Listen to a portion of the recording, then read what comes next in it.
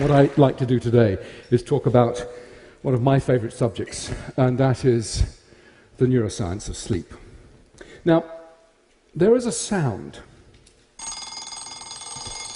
It worked. a sound that is desperately familiar to most of us, and of course it's the sound of the alarm clock. And what that truly ghastly, awful sound does is stop the single most important behavioral experience that we have, and that's sleep. If you're an average sort of person, 36% of your life will be spent asleep, which means that if you live to 90, then 32 years will have been spent entirely asleep. Now, what that 32 years is telling us, that sleep at some level is important. And yet, for most of us, we don't give sleep a second thought. We throw it away. We really just don't think about sleep. And so what I'd like to do today is change your views, change your ideas and your thoughts about sleep. And the journey that I want to take you on, we need to start by going back in time. Enjoy the honey-heavy dew of slumber. Any ideas who said that? Shakespeare's Julius Caesar. Yes, let me give you a few more quotes. O sleep, O gentle sleep, nature's soft nurse, how have I frighted thee? Shakespeare again from, I won't say it, the Scottish play. From the same time, sleep is the golden chain that ties health and our bodies together. Extremely prophetic, by Thomas Dekker, another Elizabethan dramatist. But if we jump forward 400 years, the tone about sleep changes somewhat. This is from Thomas Edison from the beginning of the 20th century. Sleep is a criminal waste of time and a heritage from our cave days. Bang! And if we also jump into the 1980s, some of you may remember that Margaret Thatcher was reported to have said, sleep is for wimps. And of course, the infamous, what was his name? The infamous Gordon Gekko from Wall Street said, money never sleeps. What do we do in the 20th century about sleep? Well, of course, we used Thomas Edison's light bulb to invade the night, and we occupied the dark. And in the process of this occupation, we've treated sleep as an illness, almost. We've treated it as an enemy. At most now, I suppose, we tolerate the need for sleep, and at worst, perhaps many of us think of sleep as an illness that needs some sort of a cure. And our ignorance about sleep is really quite profound. Why is it? Why do we abandon sleep in our thoughts? Well, it's because you don't do anything much while you're asleep, it seems. You don't eat, you don't drink, and you don't have sex. Well, most of us anyway. And so therefore it's a complete waste of time, right? Wrong. Actually, sleep is an incredibly important part of our biology, and neuroscientists are beginning to explain why it's so very important. So let's move to the brain. Now, here we have a brain.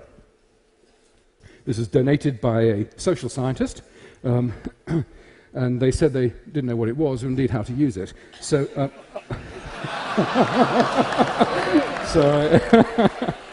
so I borrowed it. I don't think they noticed. Okay.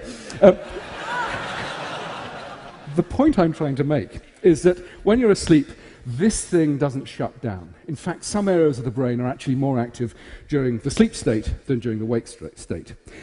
The other thing that's really important about sleep is that it doesn't arise from a single structure within the brain, but is to some extent a network property. And if we flip the brain on its back, I love this little bit of spinal cord here, this bit here is the hypothalamus.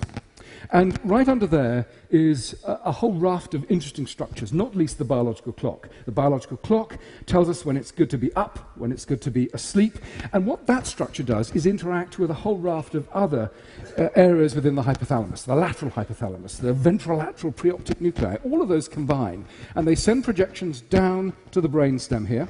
The brainstem then projects forward and bathes the cortex, this wonderfully wrinkly bit over here, with neurotransmitters that keep us awake and essentially provide us with our consciousness. So sleep arises from a whole raft of different interactions within the brain. And essentially, sleep is turned on and off as a result of a range of interactions in here. Okay, so where have we got to? We've said that sleep is complicated, and it takes 32 years of our life. But what I haven't explained is what sleep is about. So why do we sleep? And it won't surprise any of you that, of course, as scientists, we don't have a consensus. There are dozens of different ideas about why we sleep. And I'm going to outline 3 of those. The first is sort of the restoration idea, and it's somewhat intuitive. Essentially, all the stuff we've burnt up during the day, we restore, we replace, we rebuild during the night. And indeed, as an explanation, it goes back to Aristotle. So that's what, 2,300 years ago. It's gone in and out of fashion. It's fashionable at the moment because what's been shown is that within the brain, a whole raft of genes have been shown to be turned on only during sleep. And those genes are associated with restoration and metabolic pathways. So there's good evidence for the whole restoration hypothesis. What about energy conservation? Again, perhaps intuitive. You essentially sleep to save calories. Now, when you do the sums, though, it doesn't really pan out. If you compare an individual who has slept at night or stayed awake and hasn't moved very much, the energy saving of sleeping is about 110 calories a night. Now, that's the equivalent of a hot dog bun. Now, I would say that a hot dog bun is kind of a meager return for such a complicated and demanding behavior as sleep. So I'm less convinced by the energy conservation idea. But the third idea I'm quite attracted to, which is brain processing and memory consolidation. What we know is that if after you've tried to learn a task and you sleep-deprive individuals, the ability to learn that task is smashed. It's really hugely attenuated. So sleep and memory consolidation is also very important. However, it's not just the laying down of memory and recalling it. What's turned out to be really exciting is that our ability to come up with novel solutions to complex problems is hugely enhanced by a night of sleep. In fact, it's been estimated to give us a 3-fold advantage. Sleeping at night enhances our creativity. And what seems to be going on is that in the brain, those neural connections that are important, those synaptic connections that are important, are linked and strengthened, while those that are less important tend to sort of fade away and be less important. Okay, so we've had 3 explanations for why we might sleep. And I think the important thing to realize is that the details will vary, and it's probably we sleep for multiple different reasons.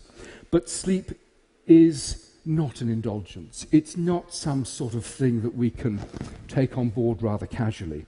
I think sleep was once likened to an upgrade from economy to business class, the equivalent of. It's not even an upgrade from economy to first class. The critical thing to realize is that if you don't sleep, you don't fly. Essentially, you never get there. And what's extraordinary about much of our society these days is that we are desperately sleep deprived. So let's now look at sleep deprivation. Huge sectors of society are sleep deprived, and let's look at our sleepometer. So in the 1950s, good data suggests that most of us were getting around about 8 hours of sleep a night. Nowadays, we sleep 1.5 to 2 hours less every night. So we're in the sort of 6.5 hours every night league. For teenagers, it's worse, much worse. They need 9 hours for full brain performance, and many of them on a school night are only getting 5 hours of sleep. It's simply not enough. If we think about other sectors of society, the aged.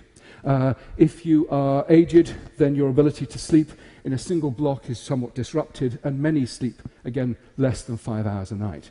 Shift work is extraordinary.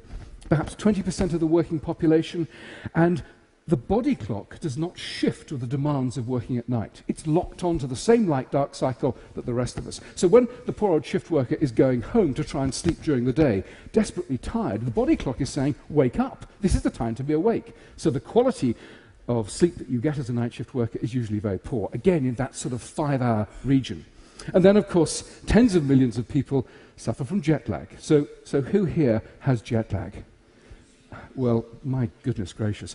Well, thank you very much indeed for not falling asleep.